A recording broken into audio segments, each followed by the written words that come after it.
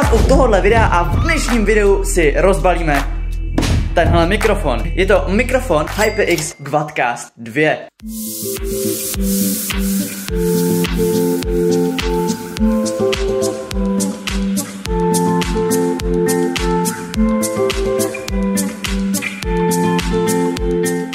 Já už jsem hodně dlouho chtěl vlastně jedničku, nebo teda chtěl jsem HyperX Quadcast S, což byl takový ten s tím barevným podsvícením. Ten teda taky má podsvícení, ale ten HyperX Quadcast S měl přímo RGB podsvícení, ale potom jsem teďka zaregistroval, že se na trhu objevila dvojka, která je ještě lepší než ta jednička, a tak jsem si ji samozřejmě musel koupit. Teda ona samozřejmě vyšlo i S-ko, ale to je asi o 2,5 tisíce dražší a za to mi to nestojí, a tohle má taky podsvícení, takže na to se rozhodně podíváme a rozhodně vydržte až do konce, protože na konci si řekneme, jestli ten mikrofon stojí za to a jestli se v mých videích zlepší zvuk, protože to je mojí hlavní prioritou teďka. Tak teďka už teda máme tu krabičku tady na stole, jdeme se na ní podívat, jak vypadá. Tak samozřejmě zepředu tady prostě nějaký klasický náhled, něco takového. Jo, pak tu máme z boku jeden nápis, kdo by to čekal. A zezadu tady máme teda asi nějaký manuál k tomu, to si všechno potom přečteme. Každopádně teďka myslím, že už můžeme jít na to rozbalení. Já teda jenom postavím kameru do stativu. OK, takže kameru už máme na stativu a teďka se teda jdeme rozbalit. Teda musím na to přijít jakoby jak, asi tady od spoda si pokládám. Jo, aha, tak nic, takže tady od zhora.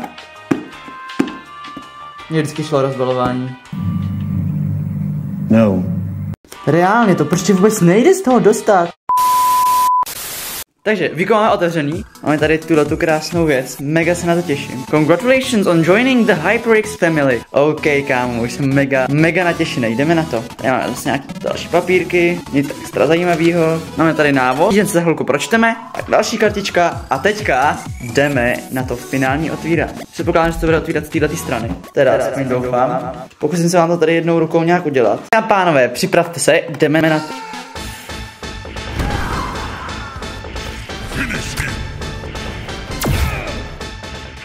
Tak, máme to venku, to odhodíme někam do háje a jdem se na to podívat.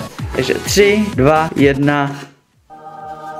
Oh my gosh, kámo, to je mega hustý. Já se na to tak mega těším. Je to ještě krásně zabalený, tady by se nepoškrábalo. No, každopádně, teďka se tady trošku sklidím. Tak už jsem tady konečně trošku sklidil a tady ho máme.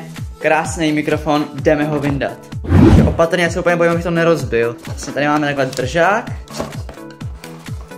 Samozřejmě ten mikrofon je i se stojánkem, takže můžu mít jako normálně položený tady na stole, kde mám teďka bordel, na to se nedívejte. Ale můžu si ho samozřejmě dát do toho ramene, což asi pravděpodobně udělám, když jsem si to rameno koupil. A máme ho tady, takže teďka jdeme sundat tu folii.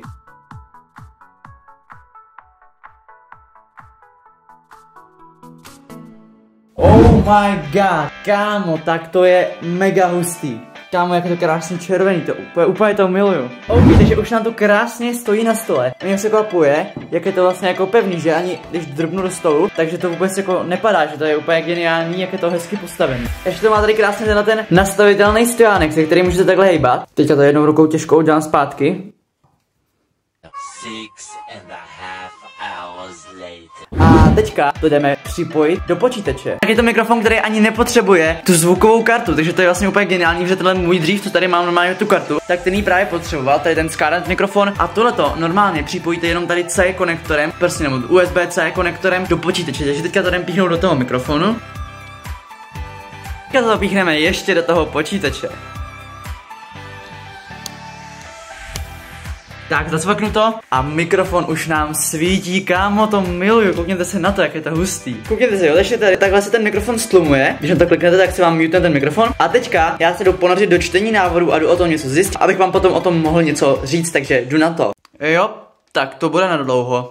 Nově, pokud jste teda nevšimli, tak jsem si přesunul stůl, samozřejmě, to jsem ještě vám ani neřekl. Mám tady přesunutý stůl, teďka tady mám brutální bordel od těch krabic, ale mám tady teďka nově 2 monitory. Takže lidi, mám přečteno. Pokud vidíte tady dole tenhle ten spínač, nebo oni tomu říkají multifunkční spínač, tak tím si můžete měnit hlasitost. Tím, že to budete otáčet, tak tím měníte hlasitost. Zároveň, jak už jsem říkal, tak když to tady kliknete nahoře, tak se vám ten mikrofon mutne, když to zase kliknete, tak se vám zase rozsvítí. A teďka pozor, jsou tady ty 4 režimy, které si můžete nastavovat přímo tady na tom mikrofonu. Protože když ho podržíte, tak se vám ten režim přepne. A všechno se vám to ještě ukáže tady na tom světelném LED kruhu nahoře, což je za mě mega výhoda, že když budu natáčet video, tak se nebudu muset dívat do nějaké aplikace, ale rovnou uvidím, co vlastně v jakém režimu natáčím. Těch režimů je tam teda několik. První režim je ten, co jsem tam měl, a ten je hlavně na nahrávání podcastu nebo třeba nějaký právě to streamování. Tady druhý režim je ze všech stran, to znamená, že to nahrává nějakou třeba debatu ze všech různých stran. Dál, když to přepnu, tak tu máme ze dvou stran, a to znamená, když jsou třeba dva lidi proti sobě, když nějaký rozhovor, tak to může nahrávat takhle ze dvou stran. A poslední režim je stereo a ta se zaměřuje na nahrávání dvou samostatných kanálů, jeden teda do pravého a jeden do levého ucha. To se používá nejvíc například třeba na zpěv. Abych vám to uvedl na pravou míru, tak vám teďka řeknu ty pravý názvy těch režimů, protože já jsem si je trošku jakoby dovymyslel, aby to bylo snadnější. Takže první ten režim je kardiofonní režim a ten nahrává teda jenom z jedné strany. Jak můžete vidět, je tady hezky znázorněné i na tom kruhu. Pak tu máme teda všesměrový režim, ten nahrává ze všech stran, tak je to na tom kruhu hezky vidět. Dále tu máme teda stereofonní režim, ten se používá hlavně na zpěv a zaměřuje se na nahrávání dvou. Aha, on se mi vypnul počítač. Dále tu máme teda ten stereofonní režim a ten se zaměřuje hlavně teda na nahrávání toho zpěvu, jak už jsem říkal, a nahrává ty dva různé kanály, což je tady taky znázorněné, akorát to znázornění je teda dost podobné tomu režimu obousměrnému, což možná bude trošku matoucí, ale tak jako nevadí, ono to jinak natočené, myslím, že ten obousměrný byl trošku jinak natočený. No a teďka se pojďme podívat na poslední režim. A poslední režim je teda, jak už jsem říkal, ten obousměrný a ten nahrává třeba například nějakou debatu, kdy jsou jenom dva lidi, teda nějaký rozhovor a mluví do toho z obou stran. Teďka si uděláme zvukový test všech těch režimů. Toto je záznam zvuku v kardiofonním režimu. Toto je záznam zvuku ve všesměrovém režimu. Toto je záznam zvuku ve stereofonním režimu. Toto je záznam zvuku v obousměrném režimu. To bychom měli to porovnání těch modů a teďka se vrhneme ještě na jednu velmi zajímavou věc, a to je přímo aplikace, kterou máte od HyperX k těm mikrofonům a ke všem jejím příslušenstvím. A ukážeme si různé featurey v této aplikaci, co jsem teďka vykoumal v tom nějak, jsem to zjistil, prostě pokusem omyl, něco takového, no prostě se na to jdem podívat. Ještě předtím, než se přesuneme do té aplikace, tak bych vám chtěl teďka říct, že celý tohleto v té aplikaci natáčím už přímo na ten mikrofon, takže jdeme na to. Když se podíváte do té aplikace, tak tady kliknete na mikrofon, protože se vám automaticky už do té aplikace napáruje, a tady si můžete nastavovat volumen nebo prostě hlasitost a dá se tady i přímo.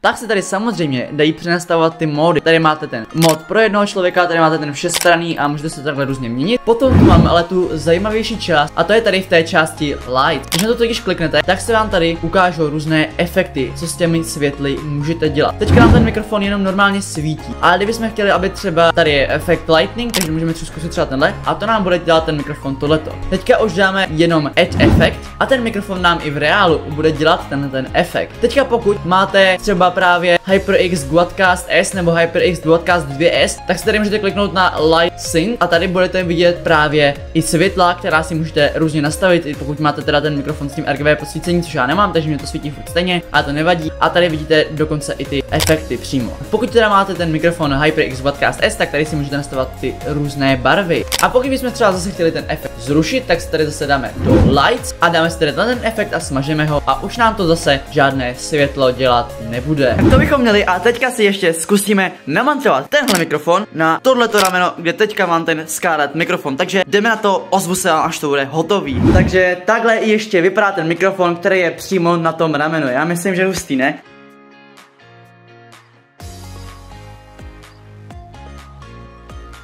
Mám tam teda teďka efekt lightning, takže jako prostě bleskový efekt. A za mě to vypadá mega hustě. A je super, že do toho přímo tady můžete s jackem připojit i sluchátka, takže to funguje zároveň jako zvuková karta, což je fakt super a tenhle mikrofon je dost dobrý. Teďka si teda řekneme nějaký to finální shrnutí. Za mě tenhle ten mikrofon má úplně skvělý poměr, co se týče ceny a výkonu. Tenhle ten mikrofon jsem kupoval za nějakých 3,3 tisíce, což je za mě dost dobrá cena. A co jsem se teďka díval, tak dokonce stojí míň než svůj předchůdce stejné kategorie. Takže pokud ho budete kupovat, tak rozhodně doporučuji koupit rovnou tu dvojku, protože nemá cenu kupovat tu jedničku. Za první tam má víc feature a za další je levnější. Dále ten mikrofon má úplně skvělou vizáž, miluju ten vzhled, miluju to, že se tam dají nastavovat ty efekty. Samozřejmě pokud byste vy chtěli ještě lepší vizáž, tak můžete samozřejmě si koupit ten S-kovej, který má ještě ty RGB podsvícení a tyhle ty různé věci. Tak samozřejmě má spoustu vychytávek. Ty různé módy se mega hodí. Ještě to skvěle eliminuje ozvěnu a to, že tam máte přímo ten držáček, a nebo to můžete dát tady na to rameno, tak to se mi taky mega hodí. Jinak tohle shrnutí už natáčím tady s tím mikrofonem, takže můžete rovnou posoudit ten zvuk. A za mě, pokud chcete rozjet nějaký YouTube kanál nebo chcete začít natáčet nějaký podcasty, tak bych tenhle ten mikrofon rozhodně doporučil, protože není až zas tak extrémně drahý a za tuhle cenu je ten zvuk mega dobrý. Takže tohle by bylo pro dnešní video všechno. Uvidíme se zase příště, házejte lajky, odběry a čus!